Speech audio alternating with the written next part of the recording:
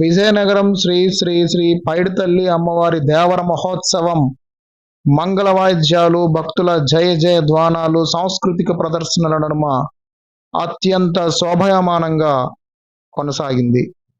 సాయంత్రం 4:30 గంటలకు అమ్మవారి ఉత్సవ విగ్రహానికి ఆలయ పండితులు, భక్తులు, పూజారులు శాస్త్రోక్తంగా పంచామృతాలతో అభిషేకాలు నిర్వహించారు.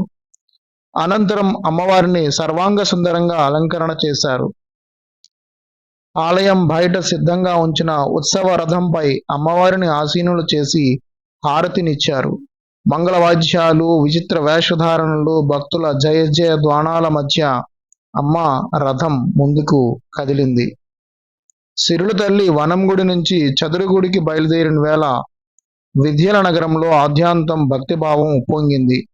రైల్వే స్టేషన్ వద్ద నుంచి ప్రారంభమైన రథం Gadikhana, CMR, YSR circle, NCS, Kanyaka Parameswari ఆలయం, గంట స్తంభం, మున్సిపల్ ఆఫీస్, కమ్మ వీధి, తెలకల వీధి, రామమందిరం మీదుగా హుకుంపేటకు చేరుకుంది. అక్కడ చదురు వద్ద ఉత్సవ విగ్రహాన్ని, పూజారి ఇంటి వద్ద ఇత్తడి ఘటాలను పెట్టారు. రాత్రి 7 నుంచి 10 గంటల వరకు భక్తులు దర్శించుకోవడం జరిగింది. తాడేపల్లిగూడెం నుండి వచ్చినటువంటి కళాకారులు ప్రదర్శించిన నవదుర్గలు, కాళికామాత వేషధారణలు భక్తిభావాన్ని పెంపొందించాయి. తప్పెటగుళ్ళు, కోలాటం, భజనలు భక్తులను ఎంతగానో ఆకట్టుకున్నాయి. ఆలయ ఇన్ఛార్జ్ ఈవో ప్రసాద్ గారు ఈ కార్యక్రమాలను పర్యవేక్షించడం జరిగింది. సిరిమాన పూజారి బంటుపల్లి వెంకట్రావు గారు ఇంటి వద్ద నుండి రాత్రి 7 గంటల సమయంలో అమ్మవారి ఘటాలను హుకుంపేట ప్రజలు పసుపు కుంకుమలతో పూజలు చేశారు, మొక్కుబడులు చెల్లించుకున్నారు. ఈ ఏడాది సిరిమోనోత్సవ పండుగను అంగరంగ వైభవంగా నిర్వహించుకునేలా చూడాలని, ఎటువంటి అవాంతరాలు లేకుండా కాపాడాలంటూ పైడితల్లమ్మను ప్రార్థించడం జరిగింది. హుకుంపేట నుండి రాత్రి 10 గంటలకు ఘటాలతో ఊరేగింపు ప్రారంభమైంది. మండపం వీధి, శివాలయం మీదుగా సుమారు 2 గంటల ప్రాంతంలో ఊరేగింపు 3 లాంతర్ల వద్దనున్న చదురుగుడికి చేరుకుంది.